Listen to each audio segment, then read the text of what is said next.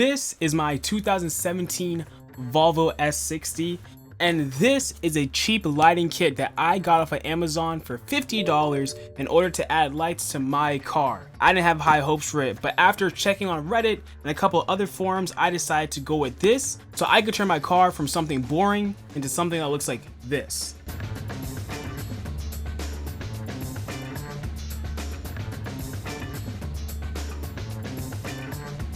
And today I'm going to show you exactly how I did it, the steps that I went through specifically for my car, the Volvo, and how you can do this at home regardless of whatever car you have or if you have the exact same car as me. Let's get into it. My name is Ray, welcome to my channel. This is not an automotive YouTube channel, but today I thought we would still do some more automotive stuff and work on the interior of my car. Now, as some of you may know, I'm a big fan of German cars and the luxury that the interiors provide, drawing inspiration from the likes of Audi. Please, I know it could be Audi or Audi, I don't care, I'm not German, do not correct me in the comment sections, you know who you are. But drawing inspiration from these German brands, you kind of get this luxury interior. Some people like to go for the stars in the ceiling, similar to what you see in a Rolls Royce, but for me personally, I've always been a big fan of how the Volkswagen Group handles their lighting, and I want to replicate that inside of my Volvo and basically get more or less the same sort of budget experience. Now, my old car that I used to have was a fully loaded 2011 Lincoln MKZ, and that had the interior lighting kit and I loved it. So when I moved over to this car, while it was faster and had better technology, I kind of missed having the lights in my car. I know it's cliche, I know Scandinavian design isn't really big on the flashy stuff like that, like piano blacks and stuff like that, but I still wanted it anyways. I decided to go online and look at this forum called the V70 forums to see if anybody else had also done it for the P3 platform. And I found this picture of a poster who basically detailed how they added interior lights to your car. Now, a lot of times when you think of interior lights to your car, you think of like the cheap, great value light strips that people kind of stick anywhere in their car and it looks really ugly and it's tacky. It just, I'm gonna throw up a picture. Don't do this. Also, when designing an interior, know what type of car you have and know what would look good inside that car's interior. Adding stars on the roof for a base Honda Civic does not make sense. You can argue with me in the comment sections down below. Now, what I wanted to do was to create an OEM plus look, which basically means that the lights have to blend into the dash in a way that's not obtrusive and people are less likely to point out unless they're really looking for things like wires, cables, cut holes, things like that. So what we had to do all the way back then is start to look at what I like to call lines in design, basically where we look inside the body panels and we find lines and where it goes.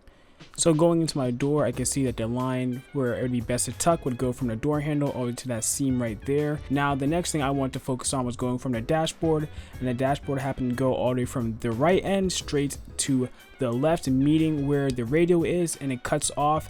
There is no way for you to get it through the center, but that's the best I was able to do in terms of routing the cables. Remove 3 T25 bolts, get some pry tools, pry the door off, and basically that outer shell comes off completely and you're ready to start your cable management. I just figured I'd get this on the iPhone. So you can see here, this is the inside of my Volvo door panel. It's actually quite complex, all things considered, but I did get it off by popping some screws on the top all the way around the trim pieces and then bring it down. Speaker grill right there. So what we want to do is we want to get all the stuff basically inside of here to fit correctly without having any wiring issues. But unfortunately, we got to do some 4 other things. So yeah, it's really hard. After you get your door panels off, what you want to do is you want to take the lighting and wedge it between the best seam that you can find. For mine, that seam ended right where the stitching goes. It turns out it's relatively shallow and I couldn't go any further than that. But the main thing is that we wanted to tuck those cables at the end there. It's too stiff and there is no way for me to get it in. So I ended up having to drill a hole right by the door handle in order to get that to work. Okay, so some time has elapsed and this is basically what I came up with.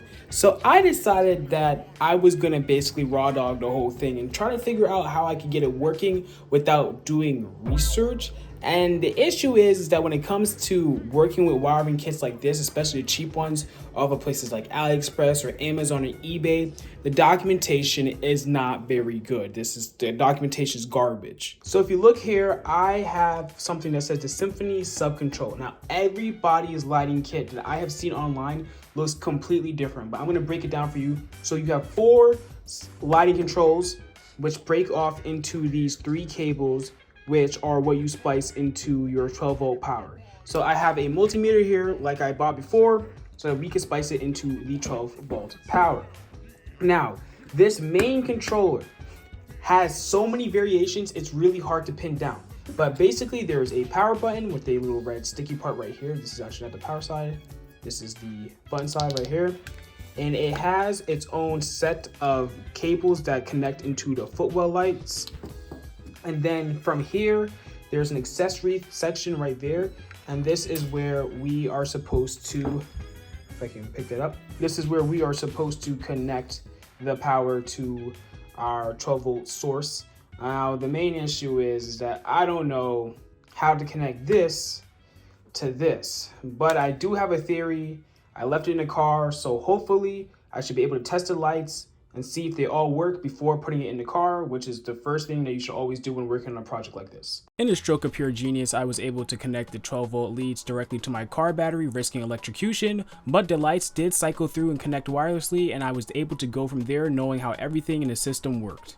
After using this tool, I was able to figure out that in this wiring harness, it is actually the purple and black and the purple and red that both have 12-volt power. I then tested the lights, plugged them in to see if they worked, and they did. So what we're gonna do now is we're gonna take the little satellite unit, put it here, plug it in, and see if it works.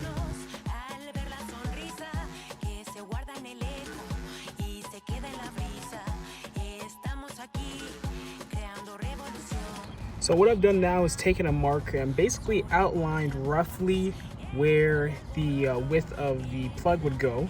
And I'm going to take this Dremel and I'm going to Dremel the hole right here so I can get a pass through and a clean connection. And then we're going to bring it and route it all the way around here like we did just before. I lied, the Dremel sucks. I used a drill instead, but once I got that clean pass through, I snaked it all the way through the seam and then brought it around, connected it directly into the wiring harness hub, and I was able to light up and cycle through it just like we tested before. In a not so stroke of genius, I wasn't able to get the lights to go completely around the bend because of the tightness at that angle, so I decided to cut it short. My dumbass also thought I completely fried the entire system, so I ordered a new system off of Amazon, hoping that some of the replacement parts may be able to fix whatever horrible mistake I'd used my big brain to create. So I basically ordered an entirely new control unit. I also decided to order a 12-volt cigarette lighter to 2 lead adapter so I can just plug everything in through there. I didn't want to go through the process using the fuse box. And my laziness paid off because I was able to plug everything in only for the light to turn off immediately. Fuck. So this appears to be the culprit. As you might notice, this power cable is completely frayed. So what I did was I grabbed the new one right here and added a new power button to it, and then connected it to a previous light that I had available. So if I press the button, the lights change colors. But as you notice, it's not syncing with the lights in the back. So what we're gonna do is we're gonna switch over to the old box with a new button and see if that helps. And we can see here that the new light switch works. Let's get back to work. So the next obvious place to put the line is all the way along here. Bring it through. I took the air conditioner vent out because the wire can come all the way through here and then connect to the other side. But you can see here we have the lights going, we have the under lights going as well. The only thing left is to get this door done and then get this light going all the way through here and bring it through. This is a lie. I brought the lights all the way down on the left hand side because I couldn't get it through, and then use an extension cord to connect the driver's side and the passenger side lights to the back. Honestly, routing the cable wasn't too bad. It was pretty easy to get everything tucked away, especially when it came to the passenger and the driver's side footwell, since I already had a place to stick the light.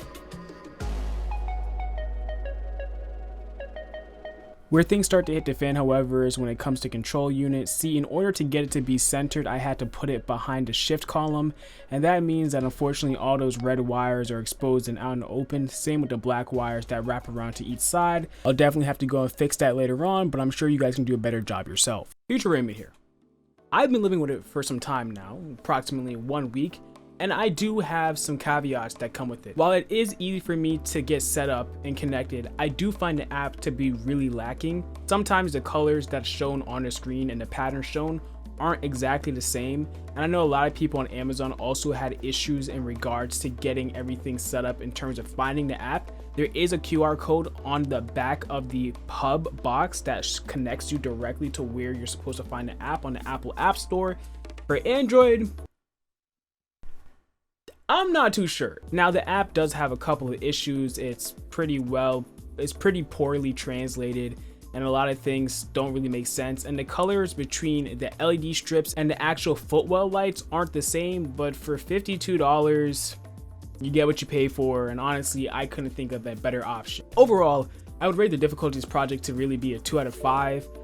It does require you to take open or rip open the entire interior of your car to figure out where things are supposed to go. If you're not like me and you're actually competent, you know how to find 12-volt power in the wiring harness of all your doors, and you also know where to tap in for 12-volt power inside of your fuse box, and your car isn't designed in a weird place that puts plastic instead of a grounding bolt where the fuse box is, this should be a lot easier for you. I think that this is a project that can be done easily in an afternoon by yourself. As this is a design channel, not an automotive channel, I'm not too sure if I'll continue to make videos like this. Depending on how well it does, I will probably continue doing more Volvo specific and car specific content, but automotive YouTube gets expensive.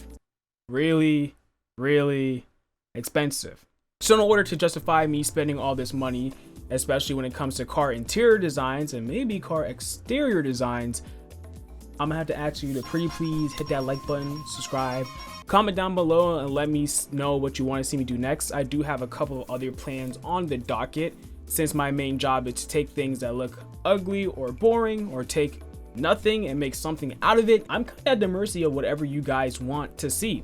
So if you do have any ideas, do let me know.